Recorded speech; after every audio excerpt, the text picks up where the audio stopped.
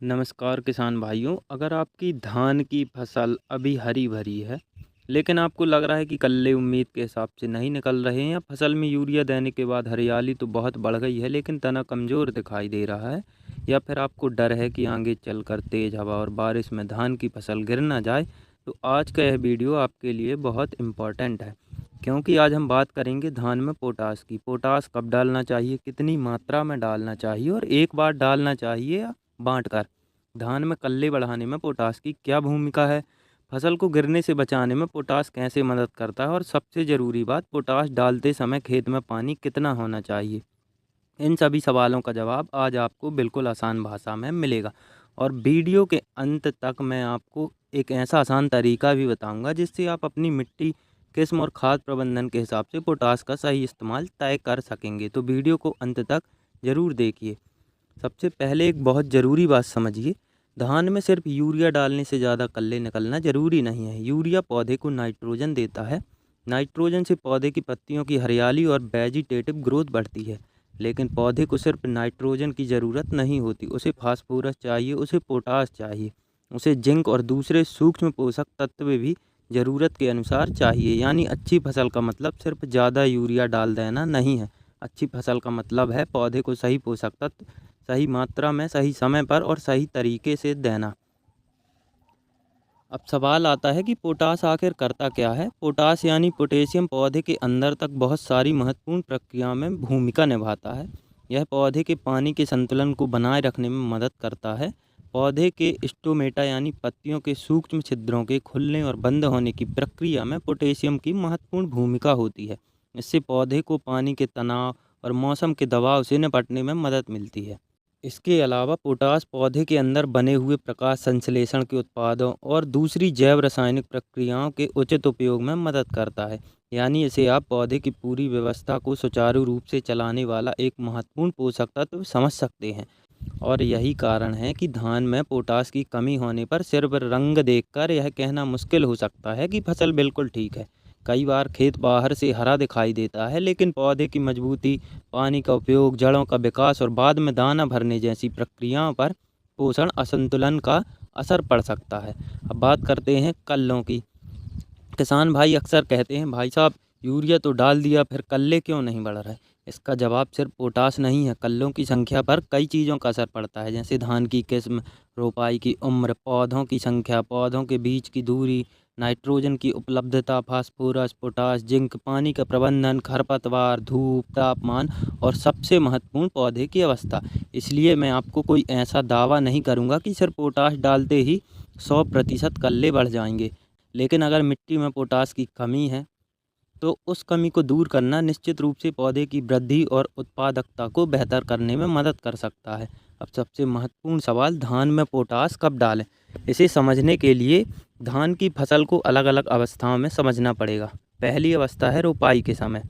दूसरी महत्वपूर्ण अवस्था है सक्रिय कल्ले निकलने की अवस्था, और आगे चलकर एक महत्वपूर्ण अवस्था आती है जब पौधे के अंदर बाली बनने की प्रक्रिया शुरू होती है, यानी पैनिकल इनिशिएशन या गोभ अवस्था। अब यहाँ एक बात बहुत ध्यान से समझिए, हर खेत में पोटास की मात्रा और उसका समय बिल्कुल एक जैसा नहीं हो सकता। मिट्टी की जांच, किस्म, पहले से डाली गई खाद और सिंचाई व्यवस्था के हिसाब से सिफारिश बदल सकती है। इसलिए बिना मिट्टी की जांच के सिर्फ किसी दूसरे किसान की मात्रा देखकर खाद डालना सही तरीका नहीं है। लेकिन सामान्य धान की खेती में पोटास की ज़रूरत होने पर उसे किस तरह बांटा जा सकता है, वह मैं आपको आगे आसान भाषा में बताता हूँ। सबसे पहले बात करते हैं बेसल डोज की। अगर आपके क्षेत्र की अनुशंसित खाद्य योजना में पोटास शामिल है तो इसकी कुछ मात्रा रोपाई से पहले, अंतिम खेत तैयारी के समय या रोपाई के आसपास दी जा सकती है। इससे पौधे को शुरुआती अवस्था में पोटेशियम उपलब्ध रहता है। लेकिन अगर आपने रोपाई के समय पोटास नहीं दिया तो इसका मतलब यह नहीं है कि पूरी फसल खराब हो गई। अभी अगली महत्वपूर्ण अवस्था पर ध्यान देना है, और वह है कल्ले निकलने की अवस्था। आमतौर पर रोपाई के लगभग 15 से 30 दिन के आसपास किस्म और खेत की स्थिति के अनुसार धान में सक्रिय कल्ले निकलने शुरू होते हैं। यही वह समय है जब आपको खेत को ध्यान से देखना चाहिए। पौधे की बढ़वार कैसी है, कल्ले कितने निकल रहे हैं, पत्तियों का रंग कैसा है, खेत में पानी कितना है और खरपतवार की स्थिति क्या है। अगर इस अवस्था में पोषक तत्वों की कमी है तो संतुलित पोषण देना बहुत ज़रूरी है। यहाँ एक बात और, सिर्फ यूरिया बढ़ाते जाना सही तरीका नहीं है। अगर नाइट्रोजन बहुत ज़्यादा हो जाए और दूसरे पोषक तत्व पर्याप्त ना हो तो पौधा बहुत नरम और ज़्यादा वेजिटेटिव हो सकता है। ऐसी फसल में आगे चलकर गिरने या लॉजिंग का भी खतरा बढ़ सकता है। इसीलिए नाइट्रोजन और पोटास का संतुलन बहुत ज़रूरी है। अब बात करते हैं दूसरी महत्वपूर्ण अवस्था की, गोव अवस्था। कई किसान इसे पेनिकल इनिशिएशन स्टेज के नाम से भी जानते हैं। इस समय पौधे के अंदर बाली बनने की प्रक्रिया शुरू हो जाती है। यही वह समय है जब फसल की आगे की उपज क्षमता पर बड़ा असर पड़ता है। इस अवस्था में पौधे को पर्याप्त पोषण मिलना जरूरी है। अगर आपकी खाद्य योजना में पोटास की दूसरी किस्त बाकी है तो मिट्टी परीक्षण और स्थानीय कृषि सिफारिश के अनुसार इस समय उसे देना उपयोगी हो सकता है, क्योंकि आगे जाकर बाली निकलती है, फूल आते हैं, परागण होता है और फिर दाना भरने की प्रक्रिया शुरू होती है। अब पोटास का संबंध सिर्फ कल्ले से नहीं है, यह पौधे की मजबूती में भी महत्वपूर्ण भूमिका निभाता है। धान की फसल जब बड़ी होती है, उसमें पत्तियां और बालियां विकसित होती हैं और पौधे के ऊपरी हिस्से का भार बढ़ता जाता है। अगर पौधे का तना कमज़ोर है और मौसम में तेज़ हवा या भारी बारिश आ जाए तो फसल के गिरने का खतरा भी बढ़ सकता है। पोटेशियम पौधे की कोशिकाओं में पानी का संतुलन, मजबूती और कई मेटाबॉलिक प्रक्रियाओं को प्रभावित करता है। इसलिए पर्याप्त पोटास वाला पौधा कई परिस्थितियों में बेहतर मजबूती और स्ट्रेस टॉलरेंस दिखा सकता है। लेकिन यहाँ भी एक बात साफ है, पोटास कोई ऐसा जादुई कवच नहीं है जो आंधी में हर फसल को गिरने से 100% बचा देगा। फसल के गिरने पर किस्म की ऊंचाई, ज़्यादा नाइट्रोजन, पौधे की संख्या, पानी, मौसम और हवा की गति जैसे कई कारण असर डालते हैं। इसलिए पोटास के साथ पूरा फसल प्रबंधन सही होना चाहिए। अब एक और महत्वपूर्ण सवाल, पोटास कौन सा लें? धान में आम पोटास उर्वरकों में एमओपी यानी म्यूरेट ऑफ पोटास आता है। एमओपी में सामान्यतः लगभग 60% पोटेशियम होता है। इसलिए जब कोई किसान कहता है कि उसने 20 किलो पोटाश डाला है तो हमें यह समझना चाहिए कि वह 20 किलो एमओपी या 20 किलो शुद्ध पोटाश दोनों एक चीज़ नहीं है। उदाहरण के लिए अगर आप 20 किलो एमओपी डालते हैं तो उसमें लगभग 12 किलो पोटेशियम के बराबर पोटाश होता है। इसलिए खाद की मात्रा बताते समय उत्पाद और पोषक तत्व की मात्रा दोनों को समझना जरूरी है। अब बात करते हैं खेत में डालने के तरीके की। यहाँ किसान भाइयों से मेरी एक बहुत ज़रूरी अपील है कि खेत में बहुत ज़्यादा गहरा पानी भरकर खाद डालने की आदत से बचिए। पोटाश पानी में घुलनशील होता है और इसका उपयोग पौधे की जड़ों के आसपास उपलब्धता पर निर्भर करता है। इसलिए खाद डालते समय खेत की स्थिति ऐसी रखना बेहतर होता है कि खाद मिट्टी तक पहुंच सके और पानी का प्रबंधन अनुशंसित तरीके से किया जा सके। धान के खेत में खाद डालने से पहले अत्यधिक गहरा पानी निकालकर खेत को ऐसी अवस्था में लाना उपयोगी हो सकता है जिसमें मिट्टी में पर्याप्त नमी हो, लेकिन खाद पूरी तरह गहरे पानी में तैरती ना रहे। खाद डालने के बाद तुरंत बहुत ज़्यादा पानी छोड़ देना भी सही नहीं है। मिट्टी का प्रकार, बारिश, खेत की जल निकासी और फसल की अवस्था देखकर पानी का प्रबंधन करना चाहिए। खासकर भारी बारिश के मौसम में खाद डालने का समय बहुत सोच समझकर चुनना चाहिए। अब बात करते हैं रेतीली मिट्टी की। अगर मिट्टी हल्की है और उसमें पोषक तत्वों के नुकसान की संभावना ज़्यादा है तो पोटाश को एक ही बार में देने के बजाय सर विभाजित मात्रा में देना ज़्यादा उपयुक्त हो सकता है। अब बात करते हैं उस सवाल की जो सबसे ज़्यादा पूछा जाता है, क्या पोटाश डालने से कल्ले बहुत ज़्यादा बढ़ जाते हैं? तो इसका सीधा जवाब है, पोटाश अकेले कल्ले पैदा करने की कोई जादुई दवा नहीं है। कल्लों की संख्या बढ़ाने के लिए सबसे पहले सही किस्म, उचित पौध संख्या, पर्याप्त नाइट्रोजन, सही पानी और शुरुआती अवस्था में स्वस्थ पौधे जरूरी हैं। अगर मिट्टी में पोटाश की कमी है तो उसकी पूर्ति करने से पौधे की वृद्धि और कल्लों के विकास को समर्थन मिल सकता है। लेकिन अगर मिट्टी में पहले से पर्याप्त पोटाश मौजूद है तो बिना ज़रूरत अतिरिक्त पोटाश डालने से ज़रूरी नहीं है कि कल्ले उसी अनुपात में बढ़ जाएं।